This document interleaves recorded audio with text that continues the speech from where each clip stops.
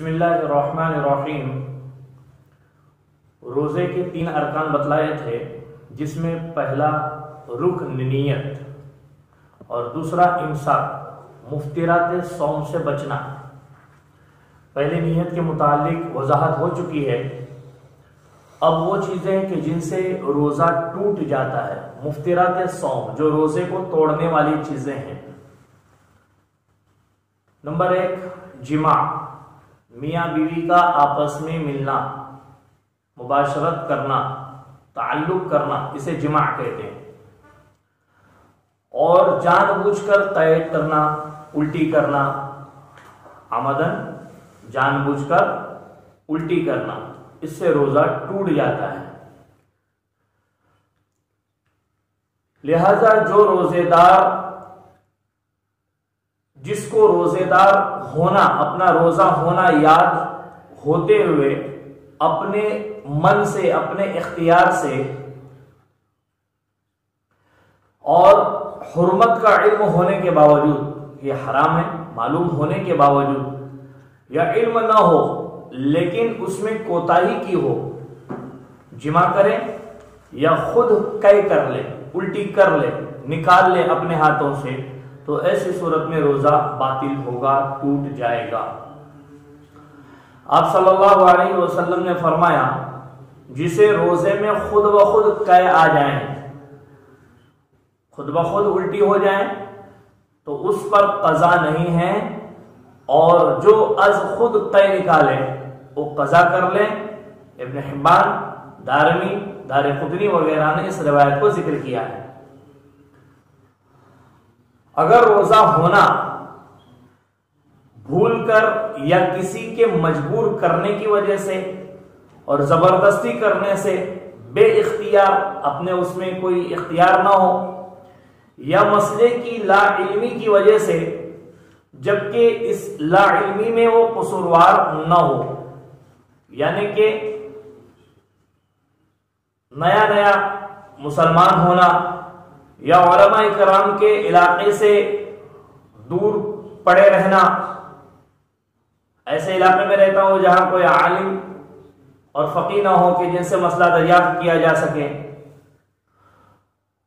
और जिमा या तय करे, ऐसी सूरत में यानी लाइल्मी है, लाइल्मी में उसका कसूर भी नहीं है, उसको पता ही नहीं है, मसला ही मालूम नहीं है, तो ऐसी सूरत में अगर वो जिमा कर ले या कई कर ले तो रोजा नहीं टूटेगा।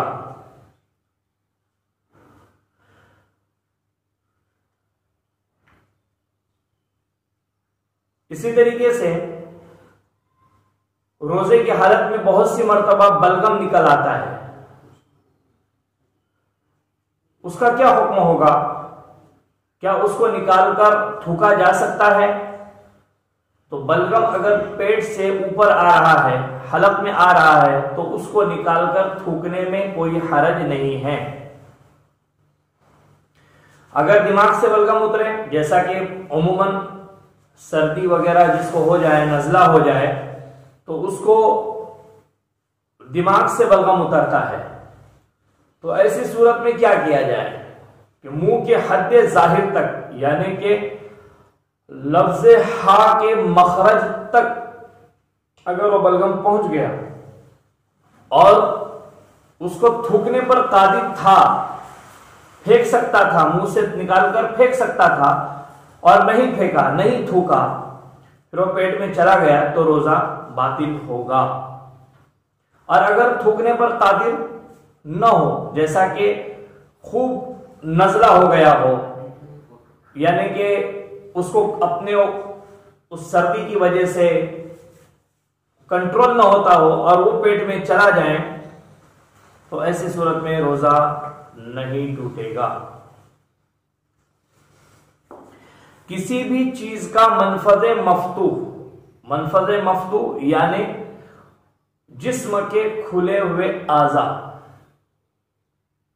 खुले हुए रास्ते से, जौफ यानी खाली जगह, किसी भी चीज का मनफज़ मफ्तूह से, खुले हुए रास्ते से खाली जगह में चले जाना, इससे भी रोजा टूट जाता है।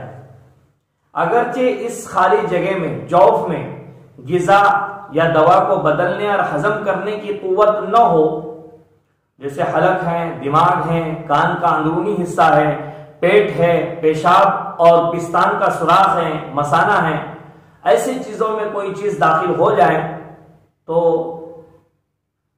उससे रोजा टूट जाएगा।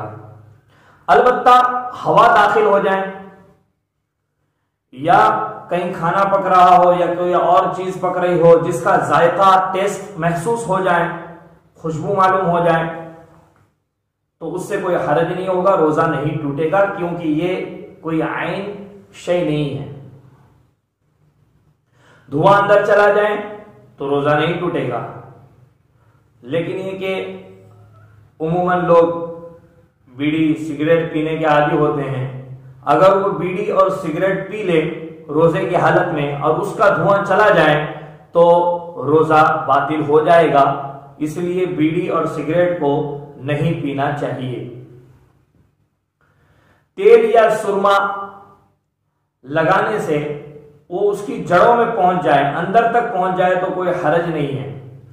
जैसा कि पानी से गुस्ल करने में कोई हरज नहीं है, चाहे उसका असर अंदर तक महसूस हो, पानी का असर गुस्ल में अंदर तक महसूस भी हो, तब भी रोजा नहीं टूटेगा, क्योंकि ये मनफज़ मफ्तू के जरिए नहीं पहुंचा।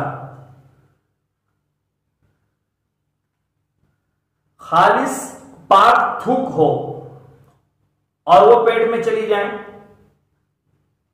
अगरचे मुंह में जमा करने के बाद या जबान बाहर निकालने के बाद उस पर जो मौजूद थूक हो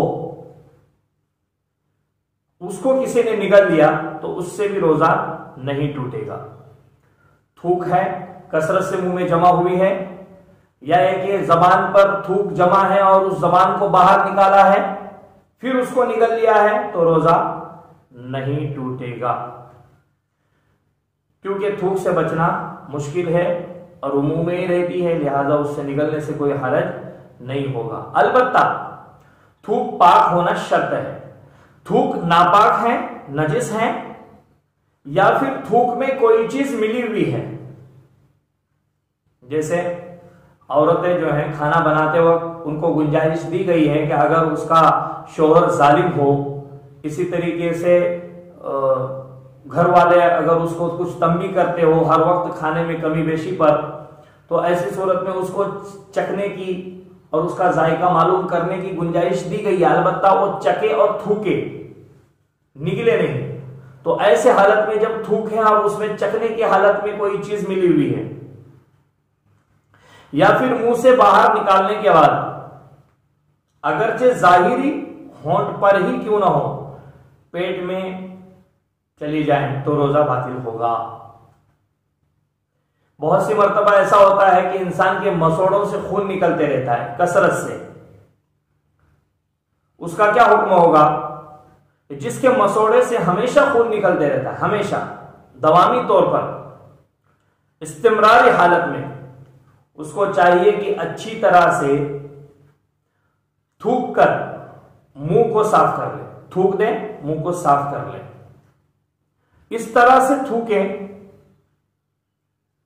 और इस तरह से साफ करे कि थूक बिल्कुल सफेद हो जाए, उसमें खून की आमेजिश न हो, तो ये काफी है। इसे मशक्कत की वजह से कुल्ली करने और मुंह धोने की कोई जरूरत नहीं है। अलबत्ता अगर कोई कुल्ली कर ले इस तौर पर कि हलक में पानी ना जाए तो और बेहतर है। कान में सख्त तकलीफ की वजह से दवा डालने की नौबत आ जाती है और उसमें फायदे की तहकीक हो कि इस दवा से फायदा होगा, कान का दर्द खत्म होगा और जरूरत है, तो लिहाजा इस्तेमाल की इजाजत है, उससे रोजा नहीं टूटेगा और मजबूरी की वजह से रोजा सही होगा। मोतबर डॉक्टर के कहने से किसी बीमारी में अगर तय करना पड़े, उल्टी करनी पड़े, तो ऐसे सूरत में रोजा बातिल होगा और उसकी कज़ा जिम्मे में बाकी रहेगी और दिनों में रमजान के अलावा में उसकी कज़ा कर ले। अल्लाह हमको अमल की तौफीक अता फरमाए और इससे उम्मत मोहम्मदिया को खूब फ़ायदा पहुँचाएँ। व आखिरु दावाना अनिल हम्दुलिल्लाहि रब्बिल आलमीन।